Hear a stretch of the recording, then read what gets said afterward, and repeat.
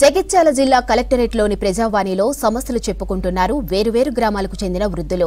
తమ కుమారులు భూమి లాక్కొని ఇంటి నుంచి గెంటేశారని కలెక్టర్ సత్యప్రసాద్కు ఫిర్యాదు చేశారు.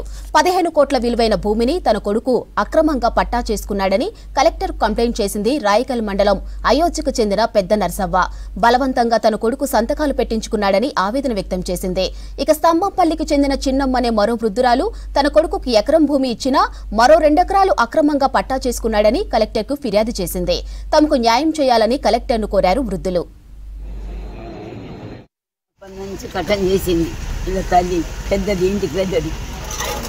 నా కొడుకులేమో ఏం చేయలేదు. అప్పుడు చిన్నోళ్ళు కటం చేసి అంత కొన్న భూమి బాకీలు అన్నీ ఏరుకొని చేసి ఇక ఆమెకు ఇప్పుడు భూమి ఇస్తామని అంటే ఆమె పేరు మీద కొన్నాము. పైసలు పోయక ఆమె 2 పైసలతోటే నేను కొన్న భూమి కొంటే అయితే ఇప్పుడు వాళ్ళు నన్ను గొర్ర ఎట్ట పట్టుకొని పోయి ఆయన చేతులు అనకంగా గజ్జ అనుకుతున్నాయి.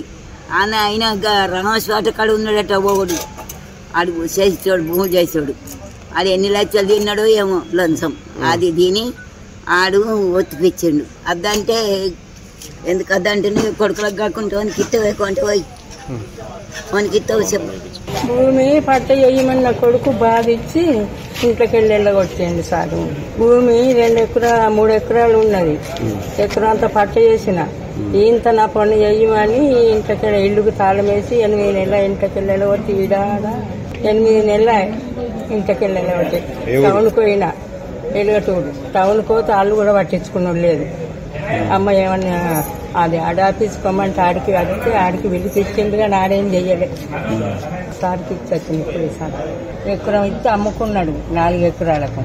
మళ్ళీ ఉన్నది చెయ్యమని బాధ ఇచ్చి ఇంట్లోకి ఎడగొట్టి 2 మొగటి పెళ్ళ ఎగబడి కొట్టు. అంత నా అబ్బగారి నా భర్తది ఏమి లేదు. ఇక ఊళ్ళో వాళ్ళని నచ్చి వాళ్ళని కాగిచ్చుడు, వాళ్ళని రానిచ్చుడు దగ్గరికి. వాళ్ళంతా భయపడి ఆనికే, మళ్ళీ నాకే కూడా లేదు.